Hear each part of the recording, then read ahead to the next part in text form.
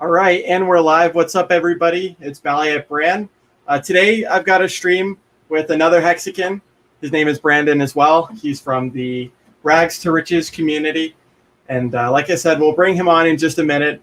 And I'm really looking forward to doing this, right? The cool thing about just crypto and the space in general is there's a lot of people in there, and you can definitely meet a lot of cool people and just expand your knowledge base as you progress throughout the journey. So let me do the 88-second intro. We'll introduce his channel, and then we'll bring him on in just a couple of minutes. Be sure to hit that subscribe button. Be sure to like, be sure to share, be sure to comment. Yeah.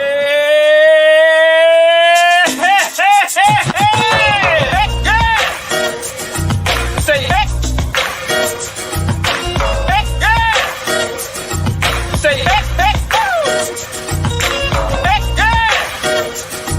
hey. Say hey. Say hey, boom. Say hey, yeah. Say hey, yeah. Woo-hoo. Stake that hex, stake that hex. Stake that hex, stake that hex. Stake that hex, stake that hex. Stake that hex, stake that hex. Yeah. Every time I look up, price went up. I go to the store, come back, price went up. Every time I look up, price went up. No matter what I do, price is still going up. Hell yeah. Ching, ching, motherfucker. Ching, ching. I am the boat. Ching, ching, motherfucker. I just keep hitting jackpot after motherfucking jackpot. We still jackpot, bitch. Thank you, Richard, for creating and founding the most amazing and disruptive financial technology cryptocurrency ever. Thank you, sir. And nice streams, Mr. BallietBran. Cool. So yeah, that was the intro. Shout out to Naga. I know he's quite the eccentric Hexican, and made a couple of videos recently that were pretty legit. But before I bring on Brandon, let me just share with you guys his channel. So once again, it's called Rags to Riches. We'll share the screen real quick so everybody can see. But the link is in the description below. He also does have a Telegram channel. Same thing. That's the name is Rags to Riches, and the link is there for the invite. But yeah, I mean, here's his channel. You can see we got a decent amount of videos right here.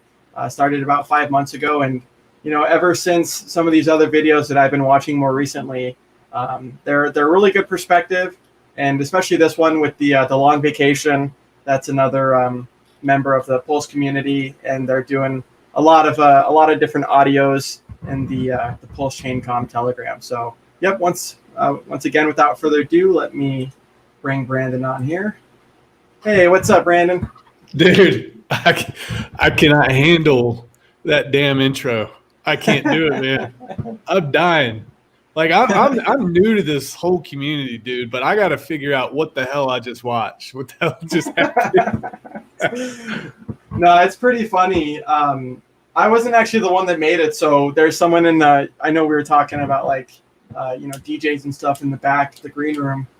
One of the Hexicans, his name is like Joe Hexotic. He does like music a lot back in the day. And, clearly with this Hexican that was in the intro, he's like, man, I need to clip this. I need to do something with this. And the remix that he had did was pretty funny. So I just asked him if I could use it. And, you're definitely right, man. There's a lot of moving parts and, so much going on that it's nearly impossible to keep up with. Was that Richard actually dancing, or is that some AI BS?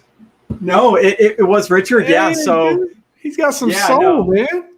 Yeah, he does, man. I mean, he's he's been in at least publicly since like right around March 2017, if not a little bit earlier. And sometimes you would just see on like a Bitcoin conference thing that he would attend those. And yeah, that's where that clip came from is him doing some dancing. So it's pretty iconic, classic memory that a lot of people stuff in the chat rooms all the time. I don't trust anything anymore. The AI and all that. What is it? Deep fakes? Yep. I was like, what is going on? No, you're definitely right. I mean, that technology definitely exists, and you never know these days, So I'm gonna give you a very, very supreme honor right now. All right. Okay. Hell yeah. You get to choose, man, because this is important. And if you're following my channel, you know this is important. All right. We go with these. You get to make the choice. But I'm busting these out for your stream. Mm. We go with the Platinum Geordie LaForges. Yep, all right. Yep. So that's 2. We go with the Fake Vipers. Okay. That's Okay. 3. That's nice. We're going to go with the Standard. Okay. And then last but not least, we're going to roll with maybe these. Hell yeah. So it's up to you, man. Like, I bestow upon you this honor. You just got to make the choice.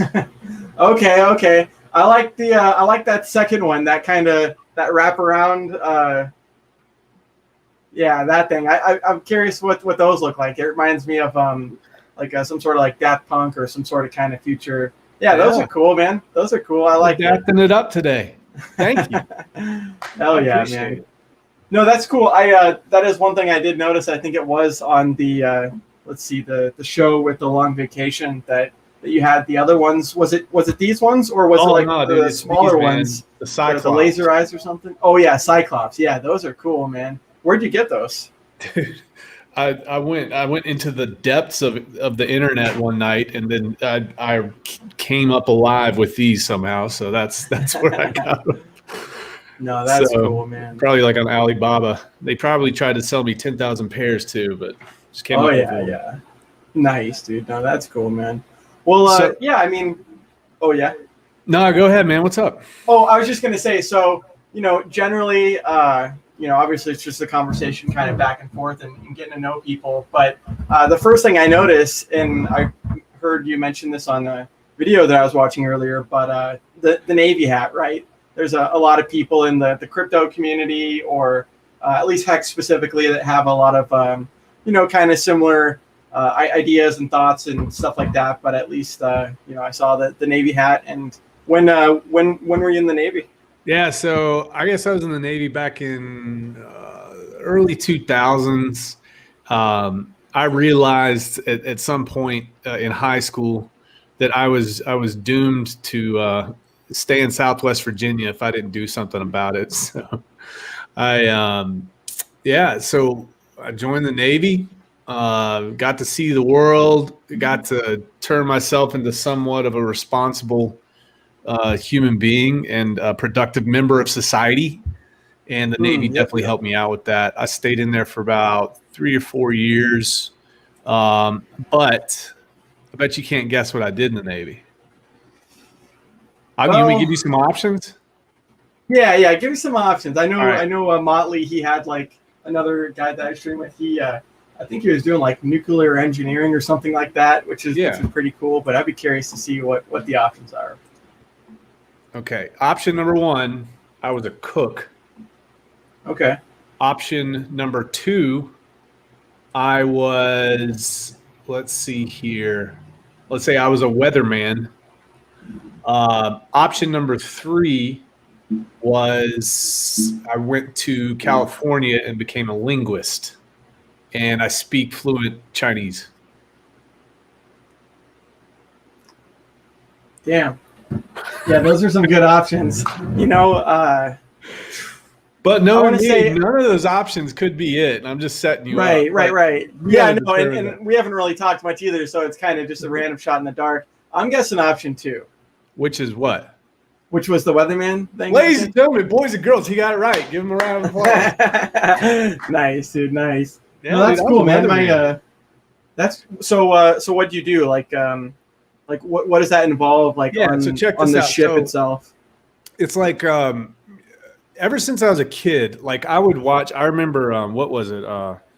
Tropics at the top of the hour. So I was always looking at the hurricanes, looking at the severe weather and tornadoes and all that stuff. So I grew up like that'd be cool to be a weatherman. I took the ASVAB. I scored high enough to get in there.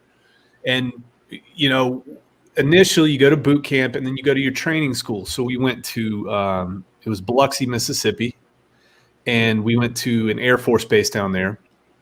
And this was actually interesting. I remember sitting in my dorm room or the barracks watching the Weather Channel, and they show a satellite feed, and you see Florida, and there's a cluster of clouds moving across into the Gulf Coast of Florida, and Tropical Storm Katrina was born.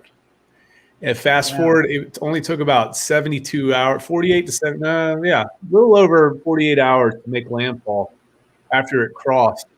And it made landfall about 25 miles to the west of where I was. So I was in a nuclear fallout shelter, riding this bad boy out, and I was going to school to be a weatherman. It was like the coolest thing ever.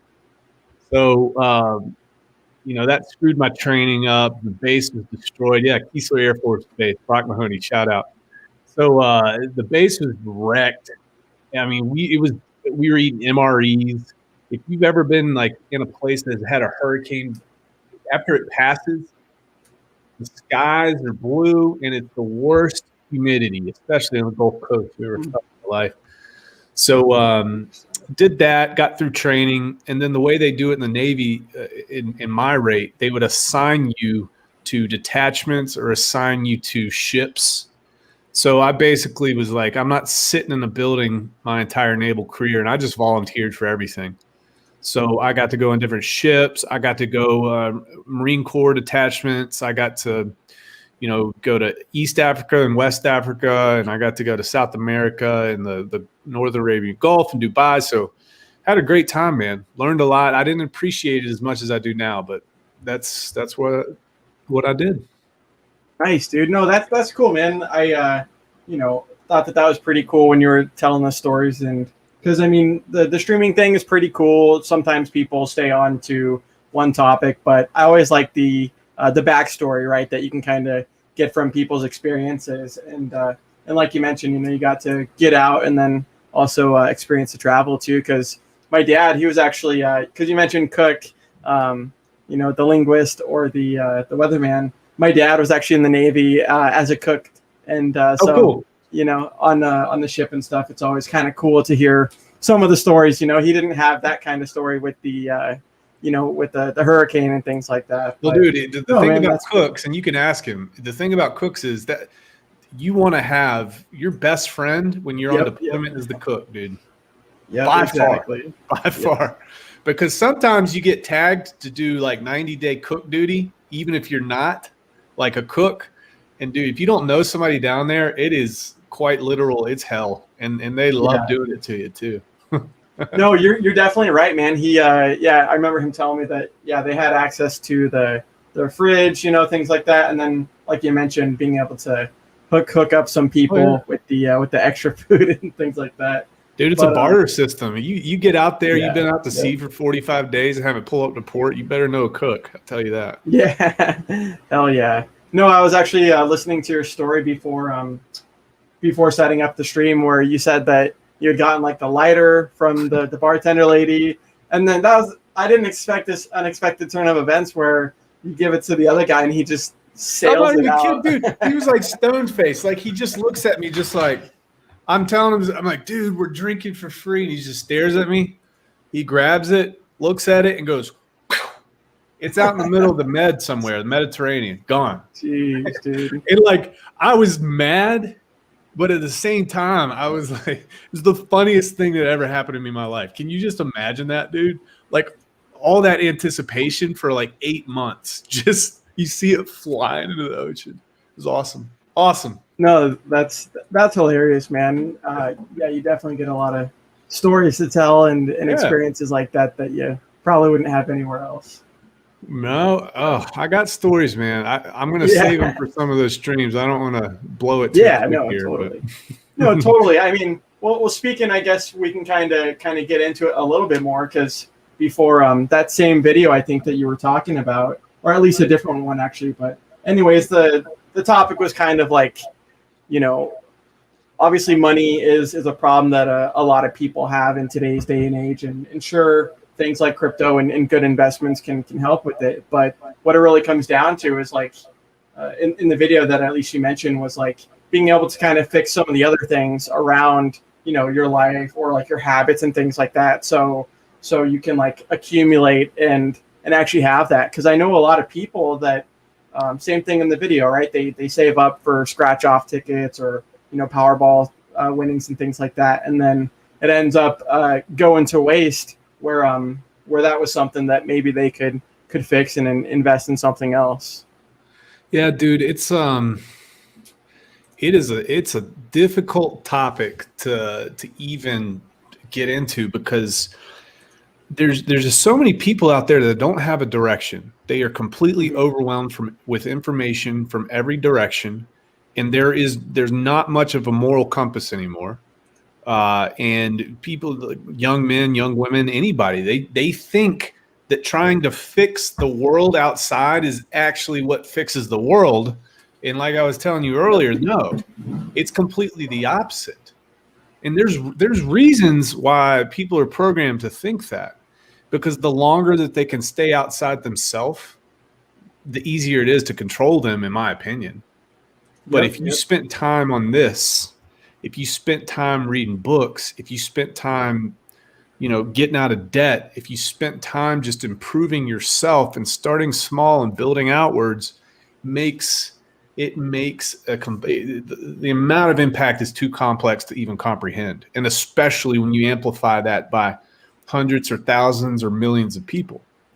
So that it's what we live in today, man. And part of the reason why I made the Telegram channel is just to have a place where people can come and they can be stupid. But then after they're stupid, they can still be in there and try to fix shit. That's why, I'm not going to bust their chops too bad.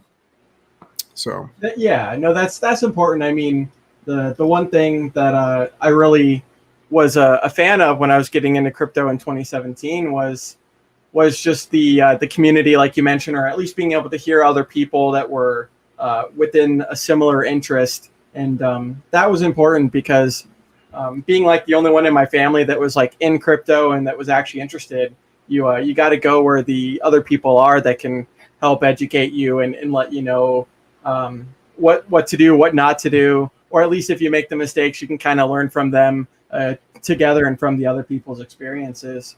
And I agree with what you said too about when it comes to fixing the world, kind of seems cliche, but like when it comes to fixing your life and those around yourself's life, you got to start with yourself first. I mean, like you mentioned, if that's not done, it's just like if you don't have anything to give, right? If you don't have anything to give for yourself, then you can't give it to other people. Yeah, what type of sustained effort are you going to be able to muster to go fix the world problem? It's not there. And it's a fallacy. It's a lie told. And these types of things, they used to just be common knowledge. It's like you grow up, you try to become an adult as soon as possible. And that's not what they do these days. You had, think about like on the frontier, they had 10-year-old kids. Dad says, "Hey, take care of your mom and your sister. I'll be back in 3 months. Here's the Winchester." And that's like 10 to 12 years old. And he's looking his son in the eye and he's like, "Hey, this is serious." And his son's like, "Time to grow up." Yep. But that doesn't happen these days. We have life easy. We got no need to grow up fast. So you see that process beginning to take longer and longer and longer and longer. And they want to keep people in that, it's like a childish mentality. And it's very hard for people to break out of it because it's so comfortable. And I don't blame people for that. I blame folks who don't hold those folks responsible. I don't blame those kids as much. So I was part of that. Most people that most people that I know are part of that. Yep. No, it's definitely true. I mean, you're only as good as the not the upbringing, but like as the experiences that you have, right? That's your only paradigm, is whatever you're learning at school or the people around you or what you're being taught. And I mean, you're definitely right. My dad kind of grew up on a farm like that too, and same thing, a lot more responsibility when you're younger. And I think that's important. I mean, the cool thing about what I've experienced in crypto was like, even before getting into it, I was really into like health and self-help and just improving mental health, physical health. And then, now, especially in, just some of the communities that I've seen, Hex or some of these other ones, it's like you got a lot of people that aren't just in it for the money because they already have that. But now it's like, how do we grow all aspects of this? Because if you just have one of it, if you just have a lot of money and you don't have your health, or if you have a lot of friends, but on the inside you're lonely and things like that, they're all things that can kind of be, remedied, or at least, work on yourself, Dude, you know what, man? It's like, here's the cool thing. A lot of folks, most folks aren't YouTubers. Most folks don't get on.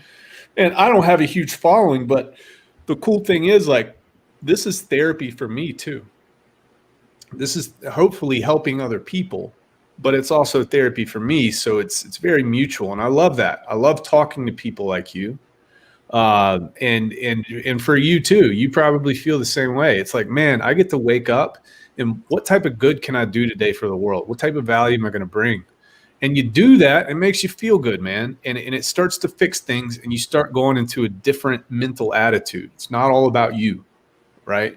So, you fix yourself, and then you start giving to other people. There's gratitude there, and it just amplifies, it builds, and you will be rewarded. It might not be quickly, but you will be. Now, other cool thing is, dude, you took that risk with Hex, right? I want to know how you got involved in all this. That's my curiosity. Yeah. So, like I had mentioned, I got into like crypto in 2017. How I found it was part of like the self-help journey, right? I was, like I said, into the health and all these other different sections. But then the one thing I never really knew much was wealth. I mean, my parents were both, realtors for like 25 years, and kind of had their own little duo thing that they were doing. So I always kind of saw them like working for themselves and not anyone else, which I always thought, like, how do I do that? That's really cool. But anyway, so in 2017, I was working for one of the internet companies like CenturyLink here in Seattle, and the guy that had worked with me, he had like another company. He had a jewelry store before. He had like a shoe shining business and all these different entrepreneurial efforts. And so the long story short, he got me into precious metals. And then when I got into precious metals, I learned about Bitcoin and Litecoin, and just kind of like the digital equivalents, quote unquote, to the physical. And so went on to Coinbase, maybe put in like 50 or $100, something like that. At the time, the first one I had bought was Litecoin, and same thing. I jumped on like the Reddit community, and there was a whole bunch of people there, but I forgot about it. And then a couple months later, I was reminded when I had heard that the price was going up to check the account, and it was up like three times of what I had put into it. Like a 200% above. So 3x total. And anyway, so that kind of got me interested into like, oh, okay, this is kind of something that I don't understand, but something that clearly is powerful. Like, is this something that's sustainable? And so I'd gotten into the crypto community, and then it wasn't until long that one of the there's like really a lot of maximalism in a lot of these communities, but one of them that was a BTC maximalist was talking bad about Richard because we were into the Litecoin. And so I heard Richard Hart, blah, blah, blah. And that was kind of the end of it, to be honest. I was like searching for his channel, found his Twitter. And like the first videos that I saw weren't even crypto related. It was like self-help and, how to give a good apology, how to, treat different tough subjects in the world with like nuance, as opposed to like, this side versus that side, how to like layer in your topics and your arguments. And then I had found out watching one of his streams, maybe like a month later, that he was like a Bitcoin OG from like 2011 and had like stayed in there and had successful businesses. So when I'd heard him and I'd kind of seen everyone else in the crypto space, because he wasn't the only person I followed. Like it was him, and it was like, maybe 20 other main crypto people that were on YouTube. But he was always the one that just kind of seemed like he didn't really need to benefit from, trying to give you a trading course. He didn't seem needy. He was just there, right? Exactly. And so when you mention like, I'll get into the rest of it in a bit, but when you mention like these videos are as therapeutical for you as they are for the audience, it's so true. I mean, even before I made this YouTube channel, like I've always been into making videos and documenting, because growing up, my parents would do like home videos of us kind of playing around and stuff. So I always thought that the experience of having, a tape or a video, you could kind of like show your future kids, or you could show future people. And so I would start making like cooking videos and just things that I was interested at the time. But then when crypto came out, I was never comfortable to put my face on camera and represent things, because I knew how volatile it was. And it wasn't until Hex that I was like, hey, this is actually something that's like the first product that I can actually feel comfortable talking about and educating. And ever since, like, I'll see it daily where someone comments in a private message or in a comment section like, hey, thank you so much, saw your channel, saw your videos, and they're really helping out. And it's like, man, it's just awesome to have that opportunity of scaling and helping a lot of people. Dude, and I think that's awesome, because what you talked about was what we were talking about earlier. It's like we are overwhelmed with information, but we have very little wisdom. So when you saw Richard Hart, you checked him out, and he's giving advice, whether or not you didn't know who the guy was. It could be the devil, but wisdom is wisdom. It's going to change you. So that, I think that I'd say 80 or 90% of the people that I've talked to have talked about those videos, and that's a huge thing for him. And I wonder if he probably didn't know it at the time. He probably didn't know how that was going to support his cause moving forward, or maybe he did. Right. Checkmate. Maybe he did, but very powerful. No, it's interesting that you mentioned that, because he had retired at 23 and then traveled the world for 5 years. But when he was traveling the world, visiting different countries, that's when he wrote SciVibe. He was doing it in an audiobook.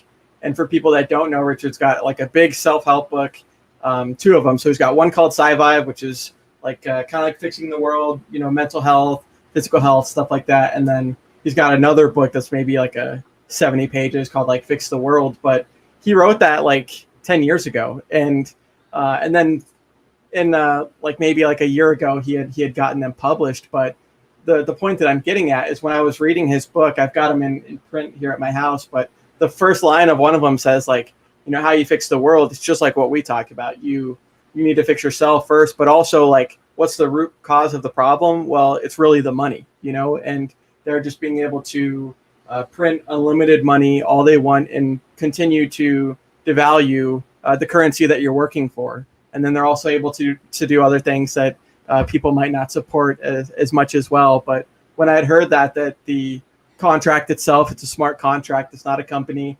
When I had heard that it was locked and fully complete, I thought that was really interesting. So I tested it out with like a couple of small stakes, and now you see almost like $30 billion total that's locked into it. So it's pretty yeah. Neat.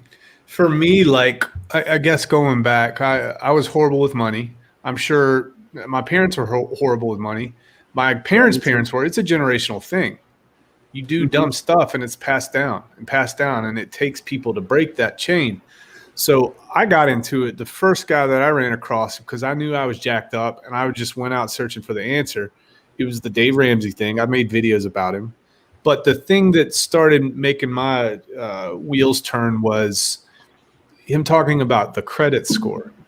And the credit score it's basically just it shows companies how willing you are to give them money. And he says the best credit score that you could ever have in the world is a credit score of 0. Well, I'm not going to be able to get a mortgage if my credit score is 0. I guarantee, and I know this because I've been in real estate, you can get a mortgage with a credit score of 0. You just better have a down payment. So that's when it started. And then it was reinforced when most of the people watching this, it's the Robert Kiyosaki stuff. You go down that rabbit hole, you're gone. And it's just over. And it's like that, boom, gone. So at that point in time, I said, you know what, this nice and comfy and cozy world that I've been living in for the past 20 or 30 years, it's now starting to crumble around me. And I'm starting to see the bad actors. And I'm starting to see the real reasons. And it's difficult, dude. It's difficult because you can't talk about it with other people Mm. because they haven't gone through those experiences to be able to be on that level with you. Like I can chat with you about it, but could you chat with your neighbor about Robert Kiyosaki or Hex or Pulse or devaluation of the dollar or manipulations? No. Inflation to infinity? No. They don't get it. So it's lonely. And I think that's why people reach out to communities like you. Your community's awesome. You provide more value than probably most people on here because they want that. They want that wisdom we were talking about. And you do a good job of it. Thanks, dude. No, I appreciate it. It's same thing with your channel too. Like when I'd seen, first off, there's so many people in Hex specifically that are making videos or that are just starting streams, and a lot of them I don't realize until like a week later or until someone else shares the video. And anyways, when I had seen your video, I think it was maybe on like Hex and Pulse Chain and kind of just some of the generalizations of like why all of it's important and some of the price comparisons too. But it's true, man. At the end of the day, we want to, like, we're like-minded creatures where if you're educating yourself in a certain field, you want to have other people that you can kind of share that experience with as well and be able to talk to. And growing up, like I've got 3 older brothers and they, we all played football and stuff, but they were always like the ones that actually cared about it and the sports. And some of them were, caring about other things. But for me, I could always give a crap, that's just me personally. How tall? Yeah, how tall are you? What? 6 foot. 6 foot? Yeah. You played football? Yeah. I was.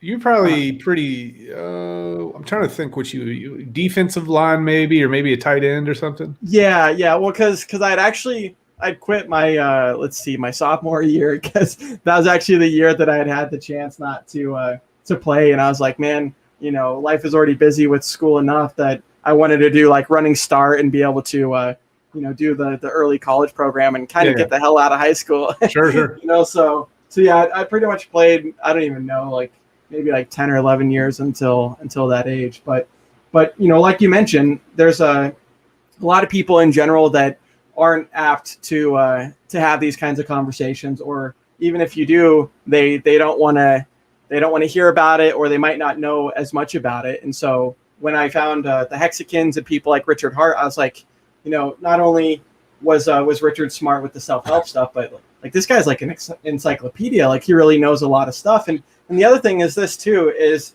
even though a lot of us are fanatics and really big fans and stuff like this, like, you can never forget the roots, and you can never like dismiss anything bad that's said. I mean, people like myself and a lot of the other OGs have literally, heard all of the, FUD and accusations against him. And I think that it's important when you're kind of like discerning, it's important to be able to like listen to both sides and be like, what is the reality of what this is? Because I'm being told 2 different things, and one of them's true, one of them's not, but you got to entertain both of them and then kind of decipher what's actually legitimate. Yeah, dude, like, so here's what I like about the man, about Richard. I like the fact that he has a special brain, and there's no doubt about it. Like, I'm competitive in listening to some of the stuff that he's able to spout off. Unless he's memorizing it, it's like I feel like I want to compete with him, but I'm like, man, my brain doesn't do that shit. It just doesn't. So I appreciate that about him. The thing that turned me off to him, and I'm in sales. I've got a sales background, thousands and thousands and thousands of negotiations. I've been in retail. I've been in real estate, done all that. When he gets attacked, his default response is to take it personally, really, really hard.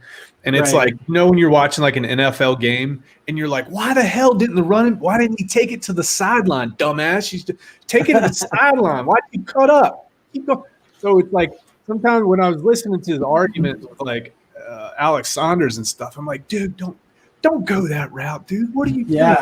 What is going on? Hold on, dude. Just relax. So But he's passionate, dude. And I do appreciate the fact that he's unapologetic and he speaks his mind, because ultimately, like, that's who you want at the helm. You don't want to push over. Yeah. You know, are you going to let somebody come up and smack you in the face? No, you're a friggin' defensive line, Right. whatever you do. You're not going to let somebody do that. You're a big dude. Right. So same way. So with Richard, it's really interesting to listen to him. It's interesting to hear the things that come out of his mouth and then go research it and kind of compare and contrast what you see. So the dude, man. I'm looking forward to meeting him one day, and he's building some cool stuff. Let's see. It's true, and that's the other thing too. I mean, there's like you mentioned, the personality, and that is one thing that I've always kind of liked in general, whether just people in life, whether I liked them or whether I didn't. The ones that were at least honest and brutally real with themselves, I always appreciated that. Like I said, even if I didn't agree with it or didn't like them, that's always something I can respect, because I'm a big fan of representing yourself truly and not kind of having a two-faced life and things like this, and kind of just doing what you said you would, which is why I like the staking part of it. But yeah, a lot of people they get really turned off by that, and I don't blame them. He's trying to tame himself a little bit more from those well, you can tell, I can tell he came from, that guy's got a little bit of hood in him. And I see, dude, yeah, he's from Miami. I love it because I can relate to that. And it's a different, it's in that environment, it's a one-up type thing. It's like, you're not going to punk me in front of all my friends. You're not going to do it. I got to stand up, because if I don't, it's over. You're just going to get chopped up for the rest of your life. So I love that about him. I see it come out. He's been, if you look at his videos now compared to back then, he's kind of suppressing it a little bit, but I think I like it. It's true. No, it's true, man. I mean, I've told people about it in the past, and so they had done a little quick Google search or seen some of the clips, and same thing. They were kind of turned off at first, but then, like you mentioned, once you kind of see that that's just the way that he expresses himself, and a lot of it does kind of come out of people say that he's poor, doesn't have these experiences, and in reality it's he wants to really just flex pretty hard and kind of he's got the soft skills if he wants them, but that's not who he is, so he's not going to do it, so it's cool. He is who he is, and exactly, he seems unapologetic about it. And my thing is, I want to know the real person. I want to know who I'm dealing with, and let me make the decision whether or not I like you after that. Just don't be somebody you're not. Right. So I've got a surprise for you, dude. Okay. You ready for this, man? You didn't expect this, sir. did you? Let me see this. No. You can still see me, right? Yep. All right. We're gonna play a little game, my friend. All right. Okay, let's do it, man. Hell yeah. All right. Here's the game. I'm gonna ask you a couple questions. Cool. And you can't crack a smile. All right. Fuck. Okay, this is gonna be tough. Or actually, I'll tell you what. You can't show teeth. You can smile, but you can't show teeth, and you sure as hell can't laugh. God damn. All right. Well, it's gonna be. I'm gonna save the strongest for last here, and I'm gonna be using these questions on everybody I interview. So you better bring your A game, because I'm gonna rank you guys after this all said and done. You ready? I'll probably fail. I'm not the best at this, but we'll see. All right. I'll just do 5 questions. All right. You ready for this? Then we're going to start simple. What did the duck say when it bought lipstick? I like the color. Put it on my bill. All right. He passes that. Which U.S. state has the smallest soft drinks?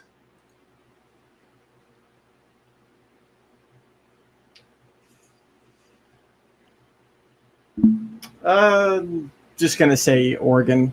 Minnesota. I love this shit. I love it. All right. You ready for this? What do you call a pig that does karate? This seems kind of simple. Maybe pork chop or something. Maybe. Boom! Got it. All right, last one. You ready for this? Why do seagulls fly over the sea?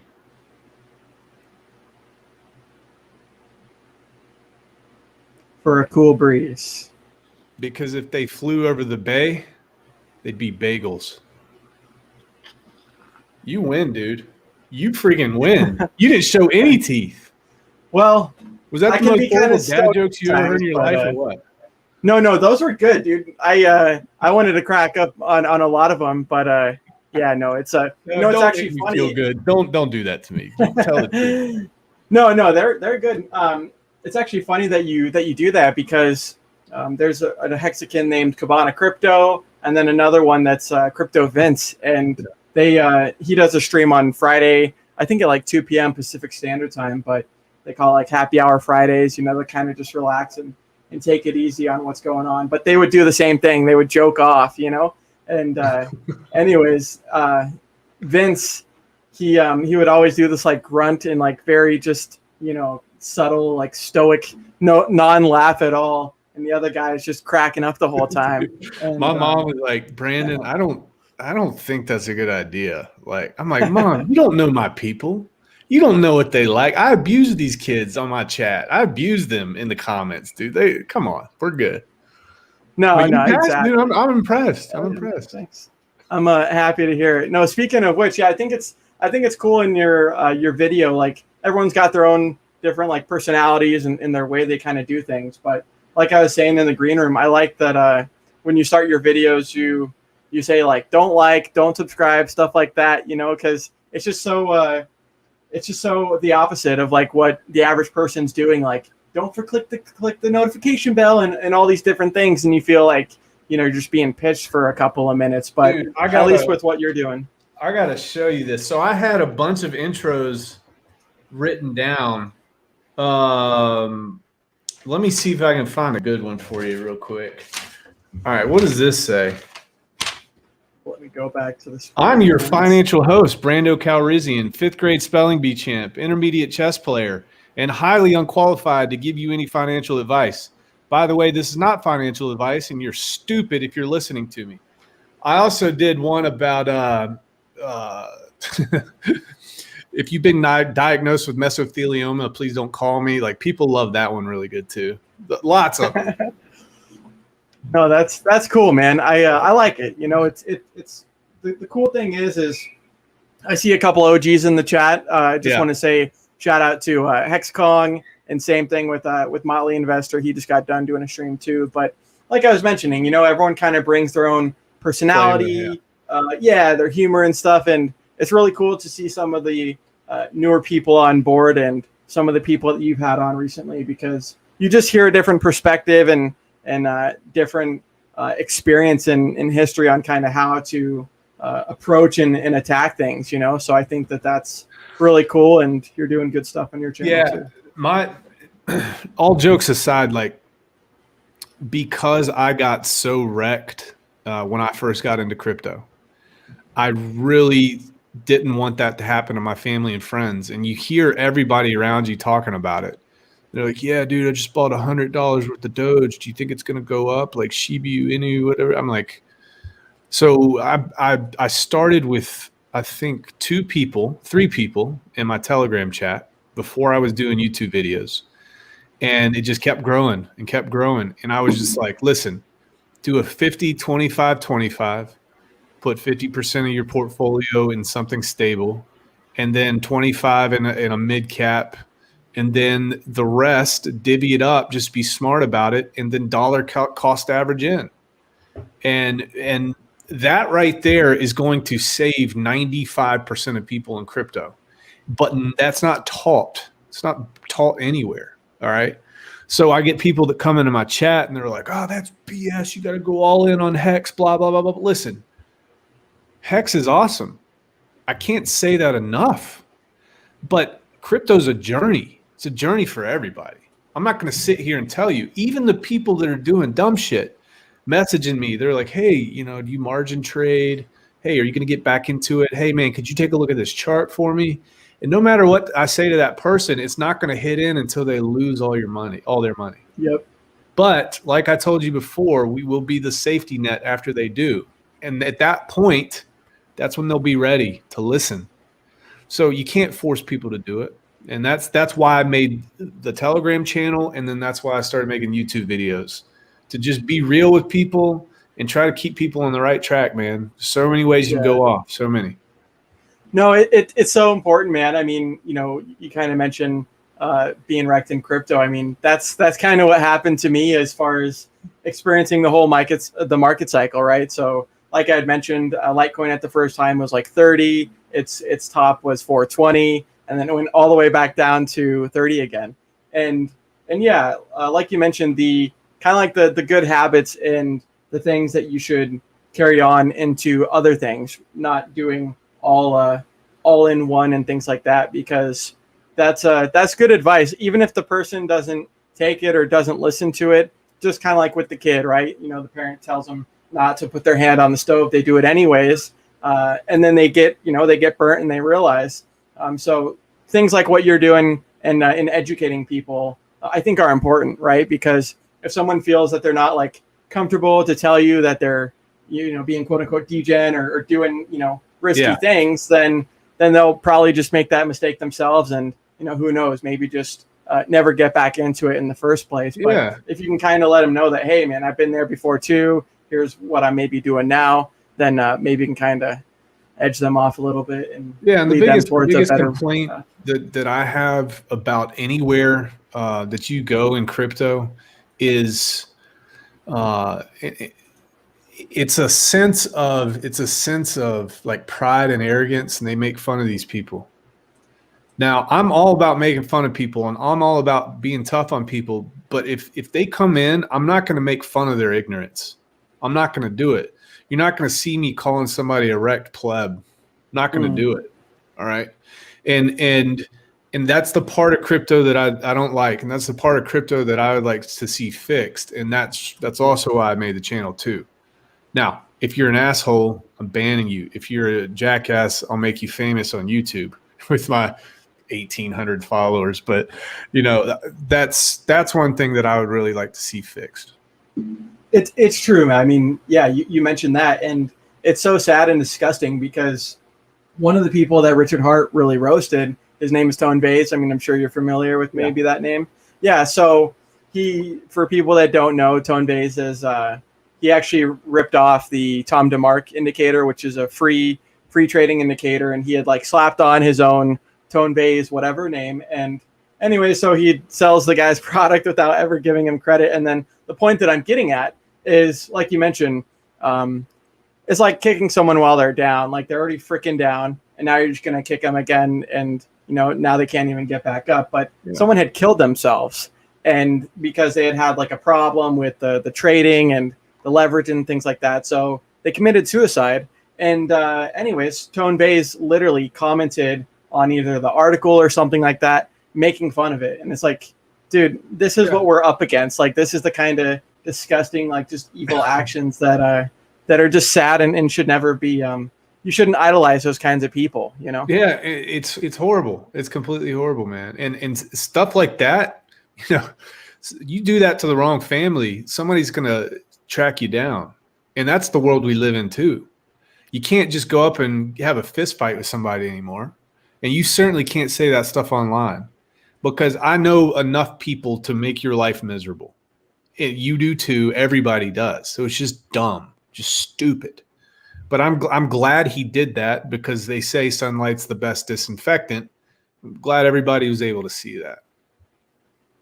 Yeah, no, it's true. I mean, and yeah, usually a lot of it happens from the experience too, and not wanting the same thing for the others. I mean, sometimes, you see more aggression from the Hex community and stuff like that. But in general, from what I've seen, a lot of it's just been like trying to help other people, educate other people, and kind of, at least show them what their history is, what their information is, and kind of how they can kind of help them. Because at the end of the day, I mean, oh, go ahead. Sorry. You're just spending your time. I mean, no one's paying you to spend your time. No one's paying me to spend my time. Like, you're giving back. And even though it's like reciprocal on, it helps you and it helps them. It's cool that you're at least spending that time and actually educating people, as opposed to trying to like get people wrecked purposely. Yeah, and here I gotta give credit where credit's due, though, and I also gotta point this out. Like Hexicans, you guys are like, I guess I got a bag. We're like Israel, right? Especially the previous folks. You guys have been under attack for freaking 50 years, man. It feels like every angle. So I can understand the sentiment in some of those chat rooms. Like I get it. It's like they're just used to people being dumb, coming in, scam this, scam that, F this, F that. What's this? What's that? It's BS, whatever. Like, so I understand that part. And I think it'll probably soften up once adoption really becomes a big thing with Hex, in my opinion. Totally. Yeah, I mean, it's interesting. I mean, you want to talk about gatekeeping and just some of the people in the space kind of not letting some of the opportunities in. I mean, for me, if there's something that was such a a scam and things like that, why not have them expose themselves? But with things like Hex, I mean, even since day one, that same person, Tone Bays, he had 3 other lawyers trying to have Richard kind of entrap himself, and it's so cool to see. Kind of like you mentioned that it's almost like a David versus Goliath story, or like a rags to riches kind of story, where you go from like the bottom of the totem pole, at least like in everyone else's eyes in the community, to like 100% uptime. Like literally yesterday, the Bitcoin.org website was completely down, and before it was actually shut down, I've got the screenshot on my Twitter, but they were doing like a send me 1 Bitcoin, we'll send you 2 Bitcoin back in return. Like, did you hear about that? I didn't. I took the screenshot on my own computer last night, but I didn't see that. Was it like the $1, $2, $10, $100 thing? Yeah, I got it on my Twitter. I'll pull it up in just a second here. Yeah. But I mean, what it really comes down to is I mean, it's one thing if they weren't kind of pointing the fingers and things like that, but it's just cool to see that in the face of adversity, Hexicans have always kind of like, yeah, you're right, the $1, the $100. But in the face of like the adversity, it's just cool to see what really separates, the oil from the water, because those two definitely don't mix. Even if you do mix them, they're going to eventually separate. So I'll share the screen here in just a second, because from someone that was a Bitcoin OG, Richard, since 2011, he had kind of just seen some things that weren't really going the way he had wanted it to, and they had kind of changed some of the roadmap. They went from doing a block size increase, which makes sense, right? Your phone gets faster, things like that, to not doing it anymore. So that was kind of like a false promise and like a rug pull. And then you just see some other stuff too that might not be the most ideal. So even though Bitcoin's done its 6.5 million X, that's absolutely amazing. We're just seeing that maybe it's kind of like the fax machine in 2021.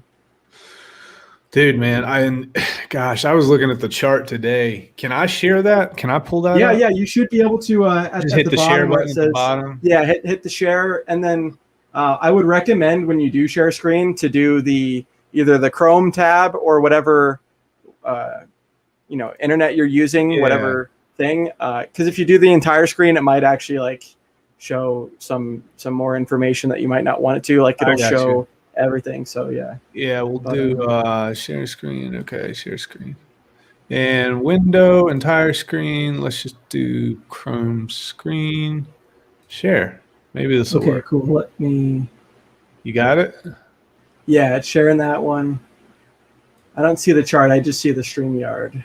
Oh, well, you might have to sharing. Paste the chart back in there. I'll try it one more time, and then we'll move on. Share screen. I know it's a little bit different of the system. Because you normally stream with the OBS, right? Yeah, I typically do. Can you see it now? Okay. Yep. Dude, I mean, this in terms of a chart, man, like this is absolutely insane. Absolutely insane. And it's like any book that you've ever read, it behaves exactly how the pages tell you anything else is supposed to behave, but nothing else does. So that's what I like about Hex so much, dude. And you're looking at this, and I really believe that once this information pops off for a pulse chain, man, I don't see any reason why we don't break this top resistance line that's been established since February, and we go into this next channel. And this next channel is it's, let's see, yeah, it's like a 200% channel here. And if we can break into this and use this as support, all of Gerardo's charts are just going to break. I mean, they're just going to completely break. And I really think that's going to happen here very, very soon. We're going to be sitting at, if we just take a measured move from the bottom to the top here, and this was crazy in and of itself. But, yeah, I think we're going to be like right at 85 cents probably within the next 45 to 60 days, maybe sooner. Totally. Absolutely insane. Absolutely insane. I mean, I just don't get it. It's true. And, I heard you say something on one of your videos. I think it was the price comparison. But, I mean, you really just have a different factor with Hex. I mean, sure, there's other proof of staking coins out there. But when it comes to the staking itself, I mean, yeah, that's legitimate, and it reduces the supply, and then you've got the liquidity too on like hexdailystats.com that you see being kind of like the minimum viable amount. So I mean, people can still dump $10 million within a few hours and cash out if they want to, but it's not so much liquidity where there's not enough slippage. The more kind of liquidity you have something, the more you kind of have like a stable coin.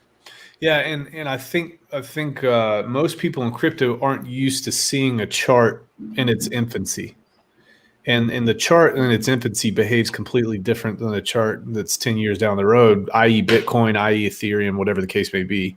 So this is just pretty cool to gain this knowledge and experience, especially when you have Richard talking about fork and pancake swap and doing all that type of stuff. That's going to be, you can take all the knowledge that you've learned from how these have operated and apply it to that too. And really see the importance of getting in on the ground level and just holding and just throwing that lighter in the ocean and forgetting about it. No, you're so right. I mean, a lot of people don't realize, I mean, a lot of people do, but anyways, people that have just heard about Bitcoin, they heard that, it went up and that there was a lot of millionaires, but a lot of them don't even realize like how much up it's gone. I mean, 6.5 million times since a penny, all the way up to $65,000 at its most recent high. It's definitely something that's a force to be reckoned with. And Richard had mentioned this the other day. I'll cover this chart here in just a second since we were talking about Gerardo's website. But Richard had mentioned it the other day that just some of the different fundamentals and some of the different mechanics in the system as well is just so much more poised for a breakout and things like this. But yeah, one thing I wanted to cover was just this chart real quick. Was like, I've seen that you talk about looking to Hex a lot, and shout out to Gerardo, but it really is at its infancy stage here, and you can see it's like it's really just one big parabola when you kind of zoom it out on different time frames. But it's just so cool to see just some of the more explosive growth being more quick than Bitcoin and more quick than Ethereum, and all of it kind of just be baked into the actual code itself. Yeah, and it's like when there's a camera on a plant and they time lapse it, and like you're looking at a plant, you don't see it growing, but you time lapse that thing, it's going up. So as humans, we don't really have the ability to conceptualize time in that case. And with this, dude, it's like people think that it's just doubling every 45 days, and that's cool. They don't understand how freaking crazy that is. Absolutely insane. If you could speed that up and you look at that over the course of the next 2 or 3 years, like I really should be on the street just handing out MetaMask wallets to homeless people and just dropping like $500 in. Like if I did that, I'd be a good human being. I'd keep the phones and they'd have to be prepaid. They'd have to be burners, but I'd have to have, okay. So there's some logistics stuff here, but dude, sure. Insane. And that's why the Hex community is just on a mountaintop right now. And that's why people are, They're traveling the country with wrapped cars, and that's why they're having conferences. It's like, guys, come on. You got to see this. You got to get into it. If you never did anything else in your life, do something now. Right now is the opportunity. Right now. It's not even gone anywhere yet. So it's exciting, dude. Yeah, no, I mean, you're so right. I was going to pull up one of the photos that you were mentioning. I mean, so yeah, it's 8-bit Hex, and then it's Crypto Spar Booth, but one of them's German, one of them's Austrian, and yeah, they it's really cool because like I was actually in Vegas with these guys. There was like this Hex meetup, and so we're all in Vegas. Yeah, dude, I saw you. You were at that strip club. You had the dollars, right? Yep, that was me, man. Bling bling, and I saw it. Making it rain. Definitely making it rain. No, but it was cool, right? Because I'd actually heard the progression of this story, and this is one of them. This is the German one, the other one's the Austrian. But so you can see, like you mentioned, the wrapped vehicles traveling all around the world, all around the States at least. But like you mentioned, as far as like just educating others and kind of showing people what can be achieved when they're actually looking for those possibilities. Because, you know, sometimes they say like when the student is ready, like the teacher will appear type deal. And they're doing this like this workshop thing. So they're trying to get new people or friends of Hexicans that might not understand Hex very much, but they're hosting a presentation, and same thing. They're actually giving them a wallet to set up via Staker.app that normally costs like $5 or $10, but they've got like a sponsor that they're doing that's like free for all of the new people. But I mean, yeah, at the end of the day, it's something that's an abundant product and that's designed to do obviously a lot of returns and become super valuable. And so how cool of an opportunity, not just to help yourself once all of that stuff is done, but then you can kind of start working on the meat, you know, helping the people around you, helping the friends, and then it kind of, you know, grows like a big snowball rolling down the hill. Dude, I'm like, I think I did a video the other day. What is it? The power of 7. So let's say that you, what is that? 0.7. Let me check this out real quick. $4. Yeah. What is this?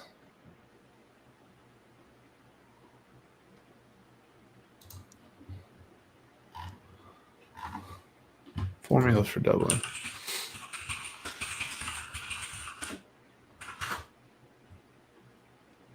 Yeah, the rule of 72, right?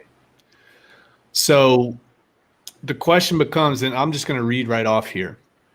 You can double your investment quickly if you get a great rate of return thanks to the power of compound interest.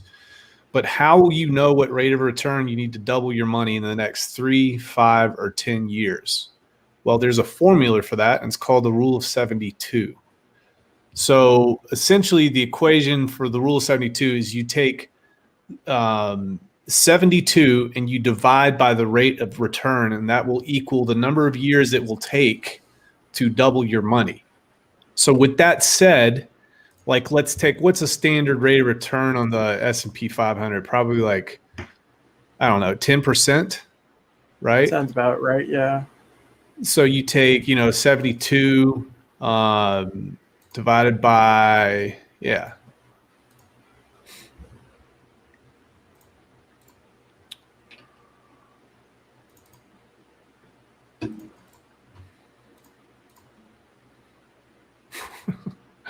I can't even do basic math. Oh, dude, yeah, math on stream is it's almost impossible. It's just like functioning on two different. Yeah. So I guess what? How long would it take? How long would it take for, given a 10% annual rate of return? How long would it take for your money to double? 72 divided by 10, you get 7.2. That means at a 10% fixed annual rate of growth, your money doubles every 7 years. Now, Brandon, how quickly does your money double in Hex right now?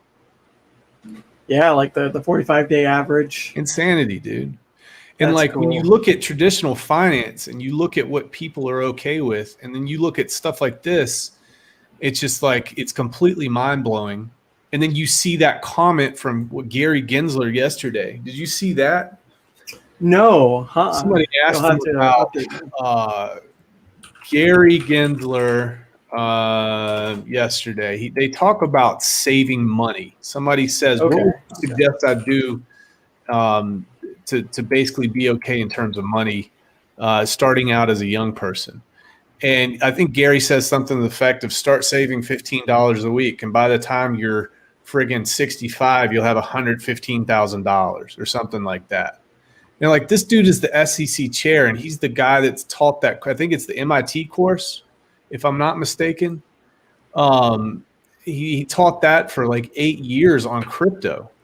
And this is the guy that's in charge of everything right now in the United States. So it's pretty scary, dude, to see that answer come out of him, given that Bitcoin averages about 150% per year for the past 10 or 11 years. Right. No, so that's a good point. Dude, it's crazy. Crazy stuff going on.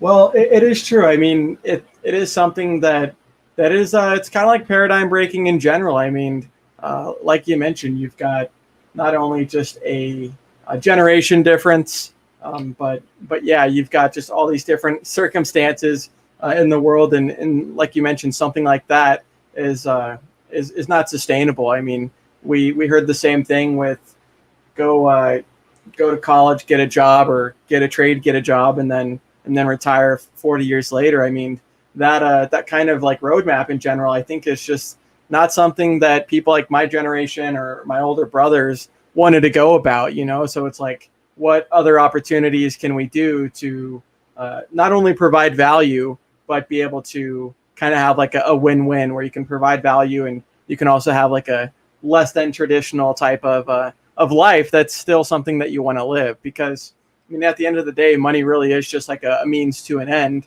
And, a lot of us are just working a whole bunch of hours, and then sometimes it kind of detracts for like other parts of life, the health or the family or the loved ones and things like that. So if we can kind of find stuff that'll fix that money problem more quickly, then you can really have time to focus on what you care about. Yeah, dude, like communication and data has sped way, way, way, way up, starting pretty much back in the 60s and 70s. Like the government had cellular technology back then, but the radio lobby crushed the cellular technology until it finally came through and won.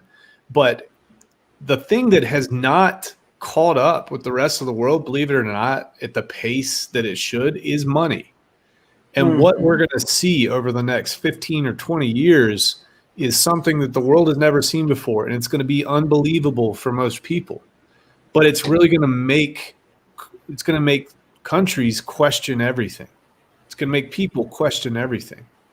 And it's because the power of technology to do this stuff is absolutely insane. And we're seeing it now. You're literally on the tip of the spear in terms of anything financial right now in the whole history of the world. Bitcoin was awesome, right? Pretty much from like 1970 on, it just kept speeding up. But Bitcoin was the pinnacle, and now you have these products like Hex, for example. I mean, that's the very tippity top. And it's awesome to be on board right now. Awesome. I agree. I mean, and I concur with what you said and contend, because you mentioned that the money itself, a lot of other infrastructure and stuff like that, may have been updated and had, good advancements, but the money hasn't. And we actually see that all over in history, right? I mean, fiat has a life cycle. And I mean, my girlfriend's from Venezuela, and you look at the country there with the Bolivar, and you just see the hyperinflation to the point where the actual physical, I think I got one of them in my room somewhere, but the actual physical, fiat itself was so worthless that they're making like, hand baskets and different trinkets. So when you mentioned the fiat currency kind of just being digits on a screen, all right, like a lot of it is not cash anymore. It's not physical. It's just digits on a screen. So when we've got their programmed money, and then we've got Bitcoin and Hex and Ethereum programmed money, Richard always says like our programmed money is better than theirs. And it's really cool that you can function and you can program different things in the code that normally would benefit the government or the central banks or screw over the person, that actually benefit like the people and kind of give that reciprocation back to them. Like you can really make up a lot of lost ground by being in a system that treats you fairly and, you know, has a level playing field as opposed to a winner and a loser type deal. Yeah, and they make you think that you're wrong for capturing more of that capital. And really, they've been. I'm not going to say steal. I don't want to be that guy. That's just how the system was set up. There's profit involved. They found out a way to do it. It took the regular Joe a while to catch up. Okay, so, but like you said, now that we're reaping the benefits of the capital that was lost to them, they're pointing the fingers and they're saying, you should feel ashamed for what you're doing. This is a scam. XYZ, XYZ. But here's the thing too. It takes a collective consciousness to move society forward. And one key way to do that, and this is going to sound very morbid, there's a lot of folks that are going to be dying off over the next 30 years that are used to this, that couldn't even wrap their head around it if they wanted to. And as you see that transition moving towards these 12, 13, 14-year-olds turning into 20-year-olds and 30-year-olds who've been used to this, things are just going to accelerate even more. And people just don't understand it. I think this is going to cause a lot of problems globally. And I think that there are some really good plays done by these South American countries that haven't typically been understood as powerhouses, right? Or anybody who adopts this crypto early, because they are going to be ahead of the curve. Countries are going to look to them as long as they do it the right way. You got a lot of problems with corruption and things like that, but the things are going to shift, man. Oh yeah, power dynamics are going to shift, and I just hope and pray that ideologies and things like that don't get in the way of the United States, the country I'm from making progress and being a leader in that, because there are other people that are doing it. Yeah, no, it's true. I mean, you know, just like we were talking earlier about, you know, fix the money, fix the world type deal. Like it really is true. And, you know, one thing that I know about even my grandparents or my aunt, stuff like that, that if they don't stay up to date with like the technology and kind of the current age and stuff, like, yeah, you fall behind and get left back. And, you know, there's actually like a recent little Hex documentary, like a sizzle trailer that came out, and I want to at least play a little clip that I'm going to post after the stream here, and we can watch the full one if you'd want to, but just something that is a clip from it, because I think that it's very applicable, and it's just 17 seconds long. It doesn't have anything else onto it, but you'll see what I mean. This is a force that is not going to go away. The cryptocurrency is not going away, and at some point, the people that you met that you thought were crazy loon birds, they're going to be in the 1%, and they're going to be the people that own half everything.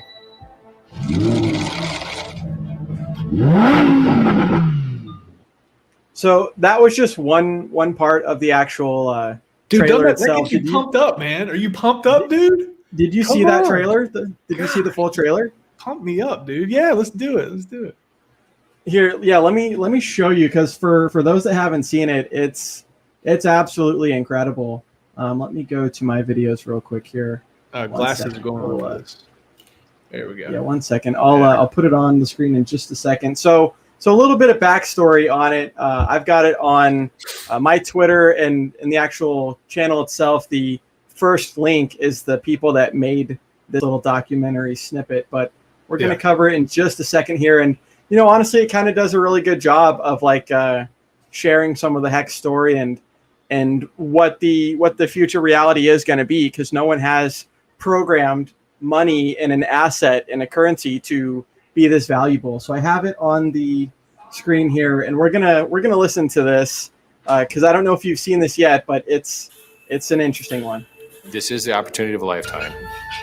Oh, sorry, 1 second. Yes, every scammer in the world is going to tell you something similar, but in this case, you are actually going to have regret. I mean, you're scamming everyone. Richard Hart, he's got a history of being called the spam master.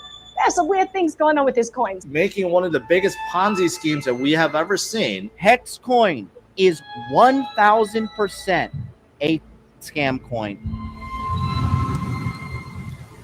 people are going to lose money because of you. Remember all the haters? All the haters that told you that I was a scammer and Hex was a scam? I got bad news for the haters. We're making new all-time highs where everything else is getting wrecked. Price is up 4,000 or 5,000 fold in 600 days. I've made enough money in the last week that I could buy a house in cash. I would never have to work another day in my life. I'm here to shill. I want to change the world, and I can only do that if people participate.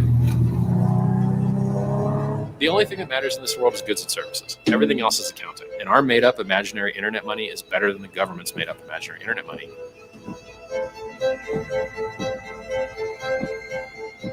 Both of them are only backed by the shared fiction of the humans believing that they have value. If Hex is a religion, then Richard is God. I'm in crypto for glory. I want to have the best cryptocurrency that's ever existed. I want to have the best performing asset that's ever existed. And so I think of blockchain as like the internet. In the 90s, everyone thought the internet was just for email. I bought some this morning. They're imaginary quarters. Like, it's like playing Monopoly. I put it all in. I went Like, all of what? all of our house money.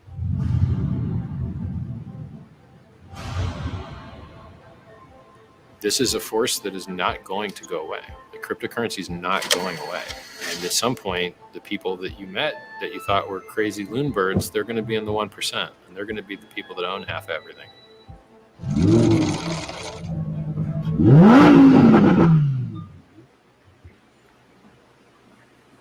That's like a side that we don't really get to see of him. Kind of like the softer, more professional side of things. I like that. I like that a lot.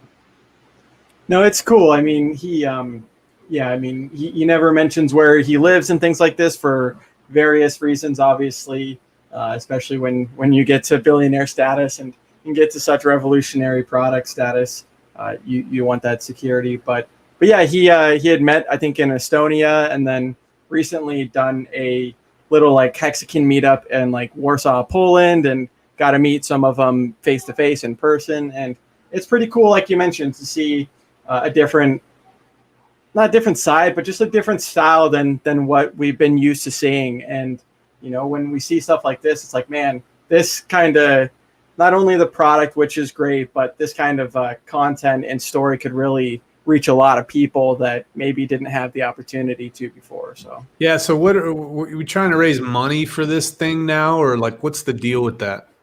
So I think that part's just for like people that want like credit in. Oh yeah, go in the credit reel. Yeah, because I was curious about the same thing before like talking about it, because it's in one of the chats, and I'm pretty sure from what I've read, at least, they're pretty much like finishing the documentary, but then I think to like actually have like your name maybe on like the credit or something like that, then people could kind of pitch in. But it's all in their website, which I will link to in just a second for people to check out at least and hear it from the original source. I just posted it because maybe there was people that didn't see it, and now they can actually go to the main website. And are you has he streamed with you before? No, he actually. So that's the other thing is before we were streaming, he had actually done the video with one of the Hexicans. He did a stream with Kinetics that does the Wake Up Hex stream every Thursday with Discourse Syndicate, if you're familiar with that channel. Cool. Well, we need to get him on here, buddy.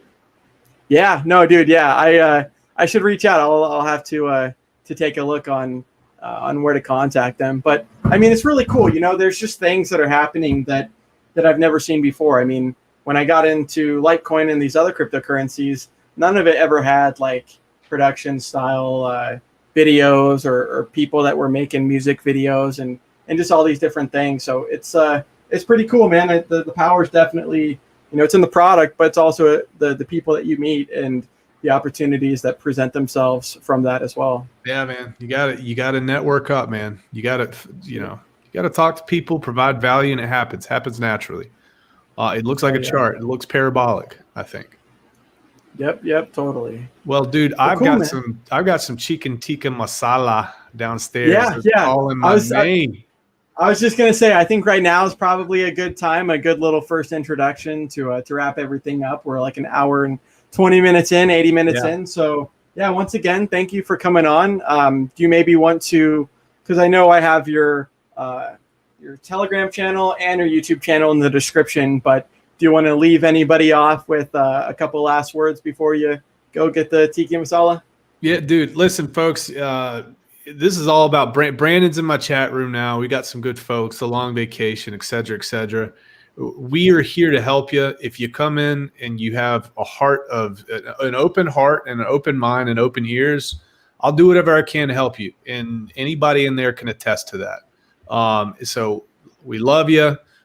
Brandon, dude, you provide so much value, man. Are you the Hex Clips guy, right? No, it's actually someone else. No, I make clips and I've got a playlist of like 330 of them, but you're not Hex Clips. Nope, someone else. I recognize because I recognize your QR code up here. Yep. I've used it quite a bit. So okay, you're not Hex Clips, but you still do clips. Yeah, I do clips. I try not to like use other people's work and then just post it, you know. And if I do, usually it's like that's the only link I'll ever put in the description and kind of let people know, like I did with that documentary, to kind of get people to go to their website and look into it more. But yeah, Hex Clips does a whole bunch of great work. I mean, we really have people everywhere just doing a lot of great work. And the beautiful thing is if you have momentum, which is what you're mentioning with your Telegram channel as well, then you can help other people rise to your level and all succeed together. Yeah, we're going to do that. So any questions at all, I mean, you can leave some links and stuff in the YouTube description, but you can also hit me up at ragstorichessquad@gmail.com. Awesome. Well, cool, man. Thanks again for coming on, and I'll definitely catch up with you next time. Appreciate your time. My man. Thank you, brother. All right, peace. All right, guys. Thank you, everyone that tuned in. I'm going to actually play the outro. The intro is the outro, so we'll let this go, and then hope everyone has a great day. Tune in. I know Maddie's streaming right now. Motley had a stream earlier. So did Joker on Discord Syndicate. And let's play the outro. Thank you, everyone, for tuning in. Be sure to hit that subscribe button. Be sure to like. Be sure to share. Be sure to comment.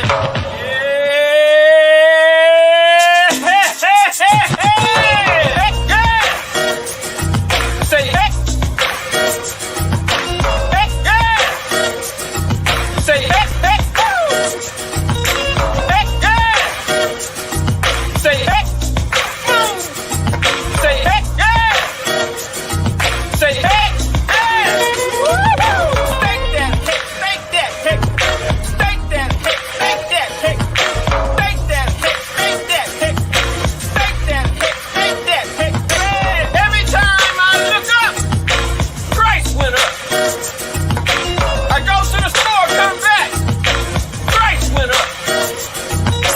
Every time I look up, price went up. No matter what I do, price is still going up.